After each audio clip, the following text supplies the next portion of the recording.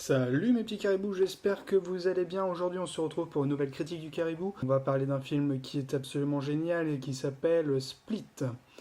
Alors Split, c'est un film qui a été réalisé par Monsieur Night Shyamalan.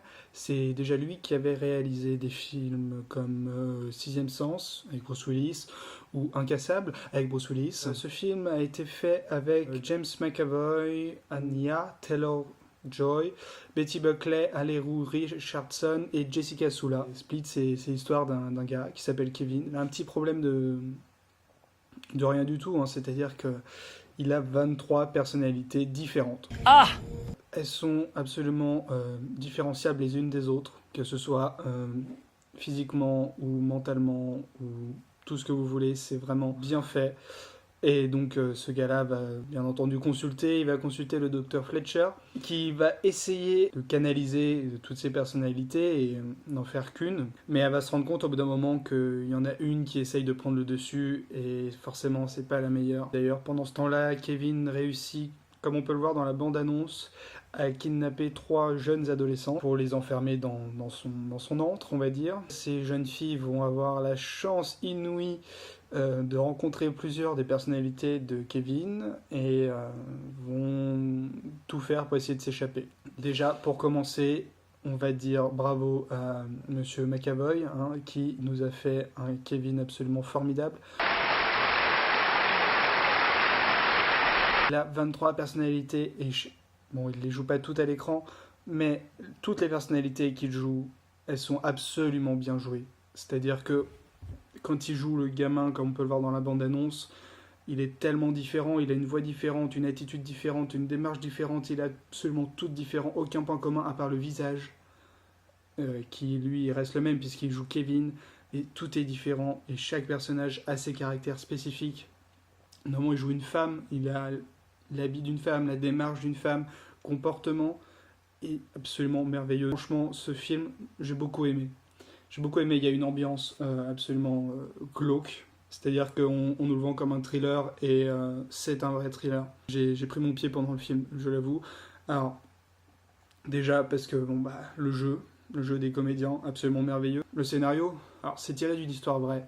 Enfin, pas grand monde le sait, mais il y a vraiment un gars aux États-Unis dans les années 80 qui avait ce problème, qui avait une vingtaine de personnalités différentes.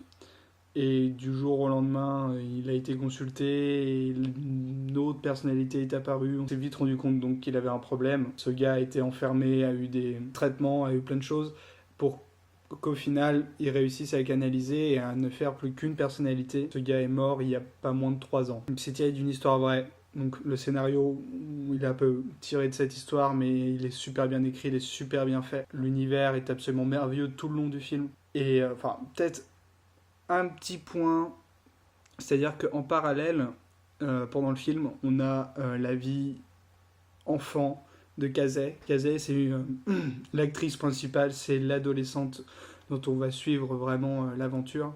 On va avoir des espèces de flashbacks sur la vie de Kazay tout le long du film. Il y a du coup une coupure d'univers et c'est franchement pas cool. Voilà, c'est ce que j'ai le moins aimé. Il n'y a pas vraiment d'incohérence, ne serait-ce qu'au bout d'un moment, elle a 4 balles pour son fusil et elle va mettre 2 balles, tirer 2 coups, remettre 2 balles, tirer 2 coups et va recharger, alors qu'elle sait très bien qu'elle a plus de balles.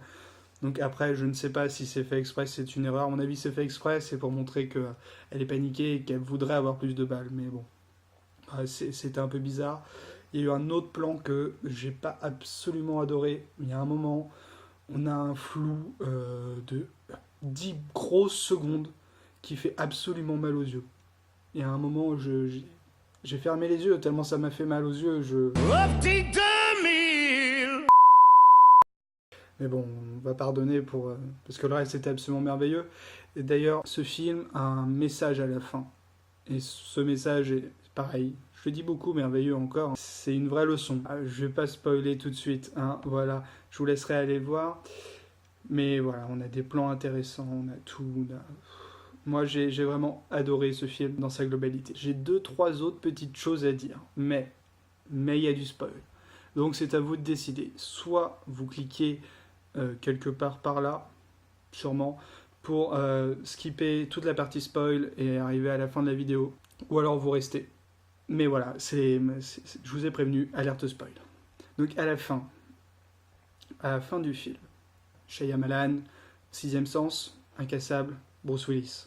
Je sais pas pourquoi, mais moi je connais pas toute la filmographie de Shyamalan, mais il en a fait beaucoup avec Bruce Willis et Split à Bruce Willis. Voilà, en fait, à la fin, on a Bruce Willis qui apparaît à l'écran et qui nous dit que c'est pas terminé, qu'il y a un autre homme qui avait eu le même scénario. Cet homme en question, on l'appelait l'Incassable. Voilà, je vous ai tout spoil à la fin. Donc en fait, c'est un espèce de spin-off. Il va y avoir un lien entre Incassable 2 et Split avec Bruce Willis. Du coup, c'est pour ça qu'il est là. Ouais, c'est la grosse partie spoil d'ailleurs. Si vous prenez l'affiche de Split et que vous prenez l'affiche de Incassable et que vous les mettez côte à côte, vous remarquez quelque chose, c'est que les affiches, les fissures qu'il y a sur les affiches correspondent totalement, se rejoignent.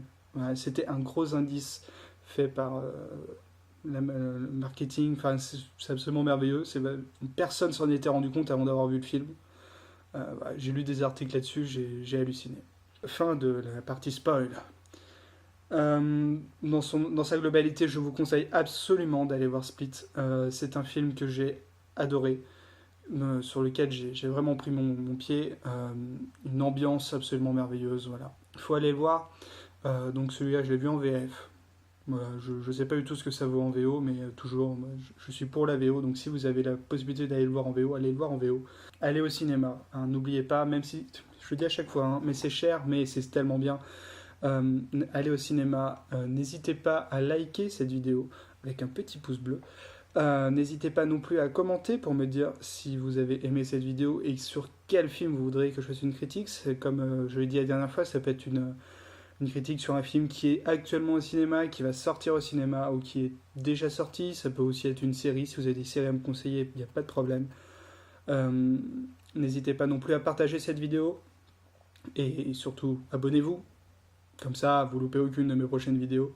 Sur ce, je vous fais des gros bisous mes petits caribous et je vous dis à très bientôt pour une nouvelle critique. Zibou.